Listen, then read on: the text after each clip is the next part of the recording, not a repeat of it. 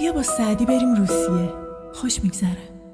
بیا که در غم عشقت مشوشم بی تو، بیا ببین که در این غم چه ناخوشم بی تو. شب از فراق تو مینالم ای پری رخسار، چو روز گردد گویی در آتشم بی تو. اگر تو با من مسکین چنین کنی جانا، دو پایم از دو جهان نیز در کشم بی تو. پیام دادم و گفتم